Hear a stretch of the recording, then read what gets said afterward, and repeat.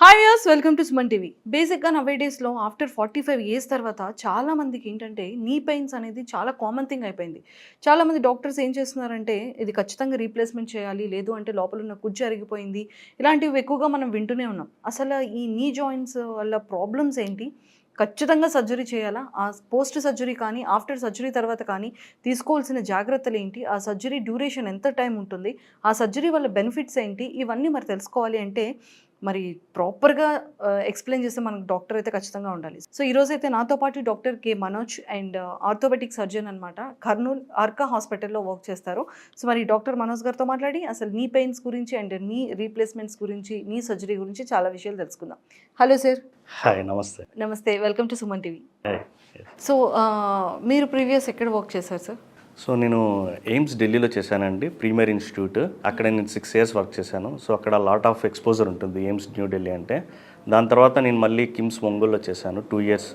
దాని తర్వాత ఫెలోషిప్స్ చేశాను గుజరాత్, ముంబైలో ఫెలోషిప్ చేసి ఇప్పుడు నేను కర్నూలులో ఆర్కా హాస్పిటల్ కన్సల్టెంట్గా జాయిన్ అయ్యాను as a chief replacement surgeon. Oh okay okay okay almost ఓవరాల్గా 10 ఇయర్స్ ఎక్స్పీరియన్స్ ఉంది మీకు. మోకాలు ఫుట్బాల్ ఆడుకున్నట్టు ఆడుకుంటారేమో మోకాలతో. ఇక మీరు ఫుడ్ ఎలా చేస్తారో, రోజు అన్నం పప్పు రోటి మేము అలాగా నీ రీప్లేస్మెంట్ చేస్తుంటాం. సార్ ఆఫ్టర్ 50 తర్వాత నేను మీ దగ్గరికే రావాల్సి ఉంటుంది. కొంచెం డైట్ కంట్రోల్ ఉంటే సరిపోద్ది.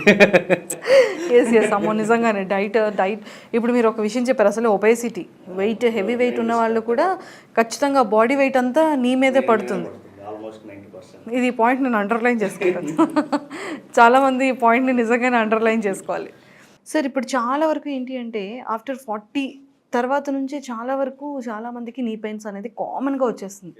కానీ సర్జరీ మస్ట్ అండ్ షుడ్గా చేయాలి అంటారు, లేదు అంటే నీ రీప్లేస్మెంట్ చేయాలి అంటారు, లేకపోతే లోపల ఉన్న గుజ్జు అరిగిపోయింది అంటారు, లేకపోతే నర్వస్ బ్లాక్ అయింది, లేకపోతే బ్లడ్ సప్లై అవ్వట్లేదు అని చెప్తూ ఉంటారు. అసలు ఈ నీ జాయింట్ పెయిన్స్ అనేది ఎందుకు వస్తుంది, ఖచ్చితంగా సర్జరీ అనేది ఇంపార్టెంట్. సో ఈ నీ పెయిన్స్ యొక్క మిత్స్ అండ్ ఫ్యాక్ట్స్ మనం తెలుసుకుందాం ఫస్ట్. ఈ నీ పెయిన్స్ ఎవరికి ఎక్కువగా వస్తుంది? సో మోస్ట్లీ ఇది అబోవ్ 60 ఇయర్స్, ఈ మేల్స్ ఆర్ ఫీమేల్స్ ఎవరికైనా సరే ఫీమేల్స్లో మోస్ట్ కామన్గా వస్తాయి అబోవ్ 60 ఇయర్స్ ఉన్న వాళ్ళకి. సో మోర్ దాన్ 40 ఇయర్స్ పైన నీ పెయిన్స్ వచ్చినాయంటే వాళ్ళకి వేరే కారణాలు అయి ఉండొచ్చు. అంటే వయసు రీత్యా కాకుండా రుమటాయిడ్ ఆర్థరైటిస్, కీళ్ళవాతం వల్ల వచ్చే నొప్పులు. సో అది most common more than 40 years అయితే. అదే మోర్ దాన్ 60 ఇయర్స్ అయితే వయసు రీత్యా వల్ల లోపల గుజ్జు అరిగిపోవడం వల్ల నీ పెయిన్స్ అనేది ఎక్కువగా వస్తుంటుంది. అందులో ఫీమేల్స్లో మోస్ట్ కామన్గా వస్తాయి, ఎందుకంటే ఫీమేల్స్లో పీరియడ్స్ అనేది ఉంటుంది అప్ టు 50 ఇయర్స్ వరకు. ఈ పీరియడ్స్ తర్వాత ఏంటంటే హార్మోనల్ ఇంబ్యాలెన్స్ వల్ల కాల్షియం లెవెల్స్ తక్కువ అయిపోయి మోకాలు అరగడం అనేది స్టార్ట్ అవుతుంది అబోవ్ 50 ఇయర్స్ ఉన్న వాళ్ళకి. సో దీనివల్ల ఏమవుతుందంటే మజిల్ స్ట్రెంత్ తగ్గిపోయి మనకి ఎముకల్లో పటుత్వం తగ్గిపోయి, సో కొంచెం దూరం నడవగానే లేకపోతే కింద కూర్చొని లేవడము, మెట్లు ఎక్కడం దిగడం ఇబ్బందిగా ఉండడము, లేకపోతే టాయిలెట్స్ కింద కూర్చొని, అంటే ఇండియన్ టాయిలెట్స్ ఎక్కువ యూజ్ చేసే వీళ్ళకి మోకాల నొప్పులు త్వరగా వస్తుంటాయి అన్నమాట. ఇంకోటి ఒబిసిటీ, అది second main risk factor. So obesity అంటే లావుగున్న వాళ్ళు, సో దాని మీద లోడ్ అనేది నీ జాయింట్ మీద ఎక్కువ పడుతుందన్నమాట. సో కండల్లో బలం లేకపోవడము ప్లస్ దాని మీద స్ట్రెస్ ఎక్కువ పడుతుంది ఈ మెయిన్లీ ఫీమేల్స్కి.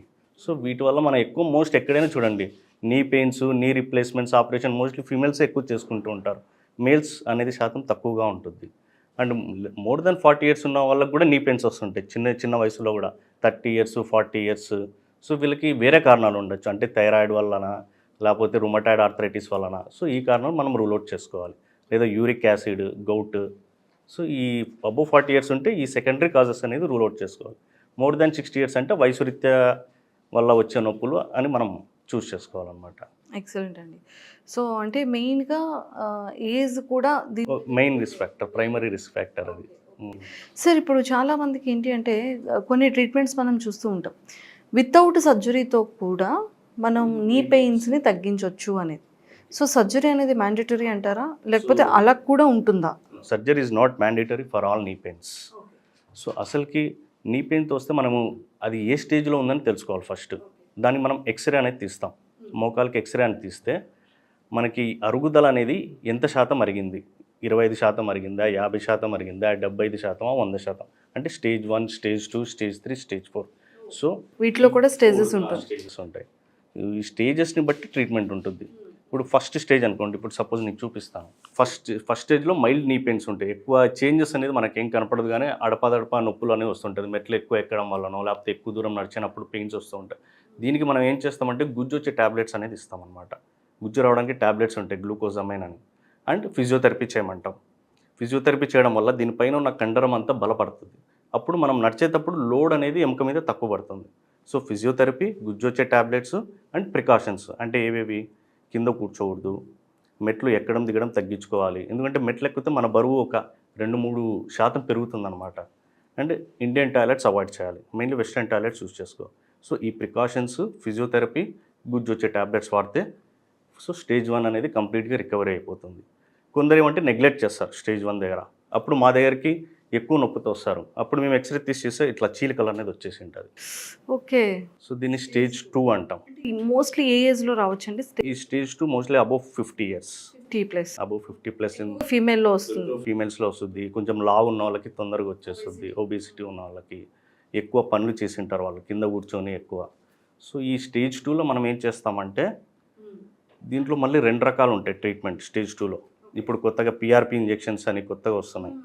అండ్ గుజ్జు వచ్చే ఇంజెక్షన్స్ డైరెక్ట్గా వేయడము, ఇవి ఉంటాయి అన్నమాట. సో పిఆర్పి ఇంజెక్షన్స్ కూడా ఇట్స్ నాట్ కంప్లీట్లీ ఇంకా అది వేసుకుంటే ఇంకా మనం హ్యాపీగా ఉండిపోవచ్చు జీవితాంతం అని. It is a temporary measure, అంటే postponement of delay of arthritis.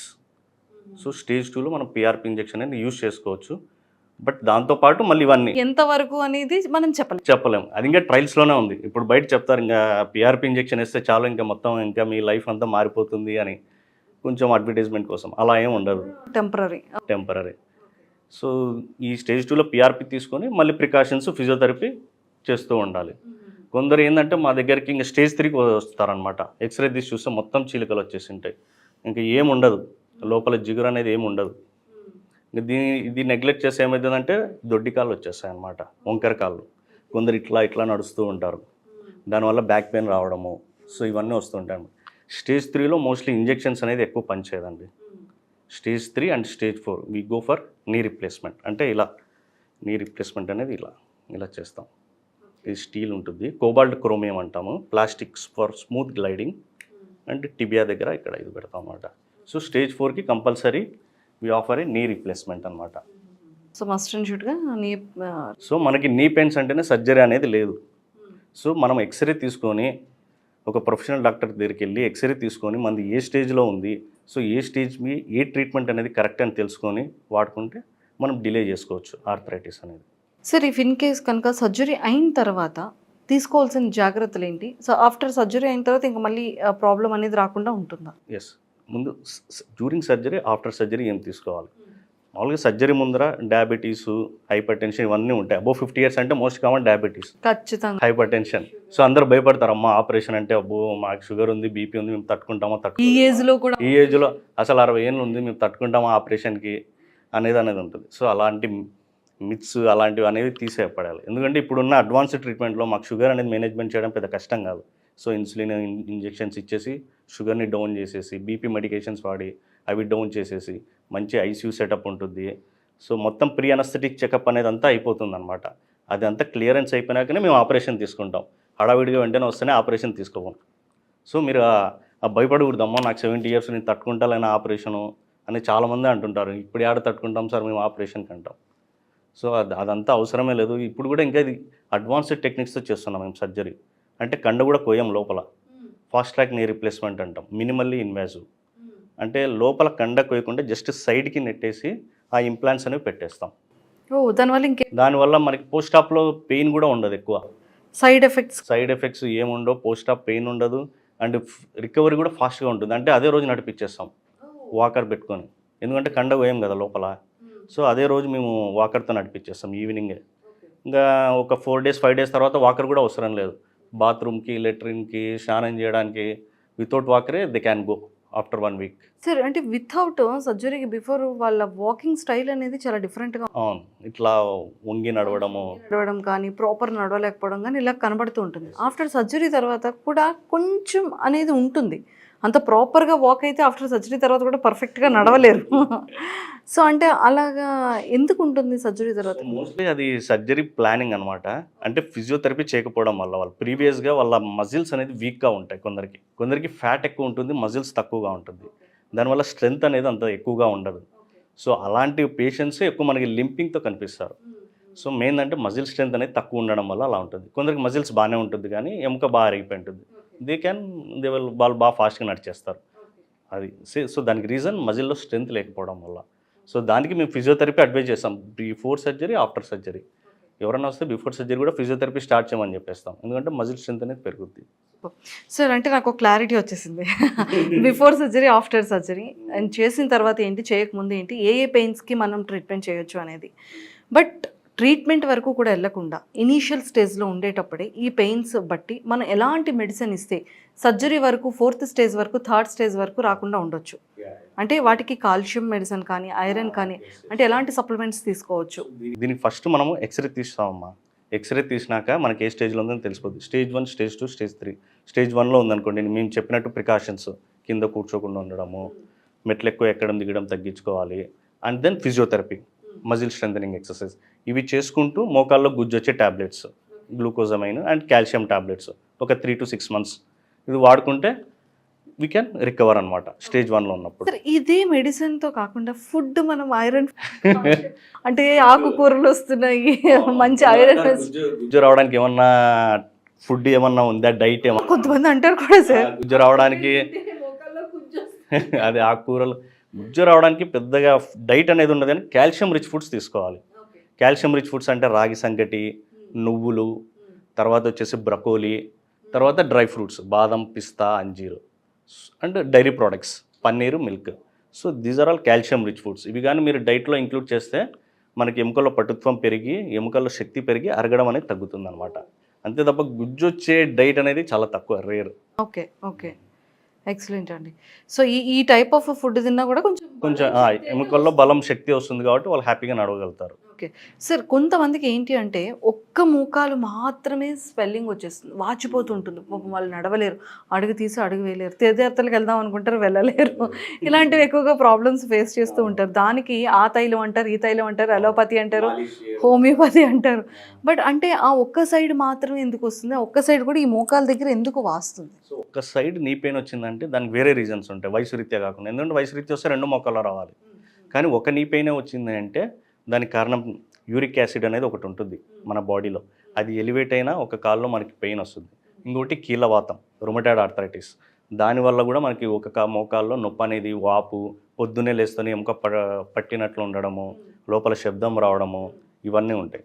So main uric acid, rheumatoid arthritis and other conditions, ఏమన్నా థైరాయిడ్ ప్రాబ్లం కానీ అలా ఉన్నా కానీ మనకి ఒక మోకాల్లో నొప్పి అనేది ఉంటుంది. సో దానికి తగిన ఇన్వెస్టిగేషన్స్ అంటే బ్లడ్ ఇన్వెస్టిగేషన్స్ చేసుకొని దాని ట్రీట్మెంట్ ఉంటుంది. రుమటాయిడ్, కీళ్ళవాతం ట్రీట్మెంట్, యూరిక్ యాసిడ్కి ట్రీట్మెంట్ తీసుకుంటే they can recover in 6 weeks to 2 monthsలో రికవర్ అయిపోతారు. ఎక్సలెంట్. అండ్ షోల్డర్ ఈ మధ్య చాలా ఎక్కువ అయింది.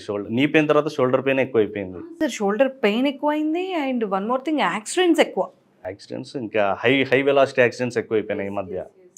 సో అది షోల్డర్ కానీ, జాయింట్స్ కానీ ఇలాంటివి ఎలా చేస్తూ ఉంటారు? మామూలుగా షోల్డర్ పెయిన్స్ అనేది ఈ మధ్య ఎక్కువ చూస్తున్నాం అబోవ్ 50 years. ఇది కూడా దీనికి మెయిన్ కారణం డయాబెటీస్. ఏం సార్ 30 years నుంచి కూడా షోల్డర్ పెయిన్స్ వచ్చేస్తున్నాయి. ఐ థింక్ వాళ్ళు అక్కడ కూర్చొని సాఫ్ట్వేర్ ఎంప్లాయీస్ కూర్చొని వర్క్. అవును, వాళ్ళకి main neck pain, shoulder pain, వాళ్ళకి అర్థం కావడం లేదు నెక్ పెయిన్ షోల్డర్ పెయిన్ అని అర్థం కావడం లేదు. సో మెయిన్ పోస్చర్ వాళ్ళు ఇలా వంగి చూస్తూ ఉంటారు. సో దానివల్ల మనకి నెక్ పెయిన్, షోల్డర్ పెయిన్ అనేది వస్తుంది. సో మనకి ఏంటంటే మానిటర్ అనేది ఐ లెవెల్లో పెట్టుకోవాలి, అంతేగాని ఇలా వంగి చేసుకోకూడదు. సో ఐ లెవెల్లో మానిటర్ ఉండాలి, main posture. And then vitamin D3 అనేది చాలా తక్కువ అయిపోయింది. ఎందుకంటే వీళ్ళు సాఫ్ట్వేర్లో ఏంటంటే ఇంట్లోనే పని చేసుకుంటుంటారు, మార్నింగ్ లేవగానే కంప్యూటర్ పెట్టుకుంటారు, చాలామందికి తెలియదు. Vitamin D3 is very important for calcium absorption and for strength of the bone. So vitamin D3 తక్కువ అవ్వడము అండ్ పోస్చురల్. సో ఈ రెండు కానీ వాళ్ళు కరెక్ట్గా మెయింటైన్ చేస్తే నెక్ పెయిన్, షోల్డర్ పెయిన్ అనేది చాలా మటుకు 80% తగ్గిపోతుంది. Excellent sir. సో ఈ విధంగా ప్రాపర్గా ఉంటే ప్రాపర్ పోస్చర్ మెయింటెనెన్స్ అండ్ కొన్ని physiotherapy exercises, vitamin D3 levels. ఎక్కువగా మీరు ఏం సర్జరీస్ చేస్తుంటారు? మేము మోస్ట్లీ నీ రీప్లేస్మెంట్స్ ఎక్కువ చేస్తుంటాము, ఫాస్ట్ ట్రాక్ నీ రీప్లేస్మెంట్స్ అండ్ ఆర్థ్రోస్కోపీ. మళ్ళీ నీలో లిగమెంట్స్ అనేవి ఉంటాయి, ఏసీఎల్ లిగమెంట్ అంటే లోపల తాడ్లు ఉంటాయి, 2 మోకాలు పట్టుకునే తాడ్లు. సో అవి arthroscopy surgeries, keyhole surgeries అంటాం. సో అవి మేము రొటీన్గా చేస్తూ ఉంటాం. యాక్సిడెంట్స్ బ్రెడ్ అండ్ బటర్, ఇంకా అవి రొటీన్గా చేస్తూనే ఉంటాం. అది కామన్ యాక్సిడెంట్స్ వచ్చినప్పుడు మనము we can do all type of surgeries. Yes. So thank you sir, thank you so much. అంటే ప్రాపర్గా నీ రీప్లేస్మెంట్స్ గురించి చాలామందికి ఇప్పటికీ కూడా ఎంత అవేర్నెస్ వస్తున్నా కూడా డౌట్. వాళ్ళకి భయం ఎక్కువ ఉంటుంది సర్జరీ అని. ఒక ఇంజెక్షన్ వస్తుంది కదా, చేసుకుంటే అయిపోతుంది కదా, మళ్ళీ రీప్లేస్మెంట్ ఎందుకు, కుజ్జు వచ్చేస్తుంది కదా ఆటోమేటిక్గా, అవన్నీ టెంపరీ. ఇవన్నీ అనేది అంటూ ఉంటారు. బట్ నిజంగానే పోస్ట్ సర్జరీ తర్వాత తీసుకోవాల్సిన జాగ్రత్తలు. కానీ ఇప్పటి వరకు నాకైతే హానెస్ట్గా 4 స్టేజెస్ ఉంటాయని నాకు తెలియదు.